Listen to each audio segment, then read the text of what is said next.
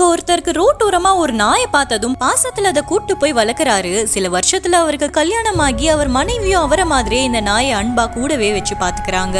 அடுத்து கொஞ்சம் வருஷத்துல இவங்களுக்கு ஒரு குழந்தையும் பிறந்து எல்லாரும் ஒன்னா சந்தோஷமா இருக்காங்க. அப்போ ஒரு நாள் காலையில நாயோட வாக்கிங் போயிட்டு இருக்கும் போது இந்த லேடிக்கு திடீர்னு உடம்புக்கு முடியாம போய் மயங்கி விழுந்ததும் அந்த நாய் பயந்து போய் பயங்கரமா குலைச்சதுல அந்த சத்தம் கேட்டு வந்தவங்க அவங்கள ஹாஸ்பிட்டல்ல அட்மிட் பண்ணி அங்க கொஞ்ச நாள் ட்ரீட்மெண்ட்க்கு அப்புறம் வீட்டுக்கு வந்த இவங்க இப்ப முன்னாடி மாதிரி இல்லாம எப்பவும் சோர்வாவே இருக்கிறத பார்த்த நாய் எவ்வளவு பசியில இருந்தாலும் சரி களைப்பா இருந்தாலும் சரி அவங்கள விட்டு நகரவே இல்ல. டாக்டர்ஸும் முடிஞ்ச அளவுக்கு எவ்வளவோ அவங்கள குணப்படுத்த பாக்குறாங்க.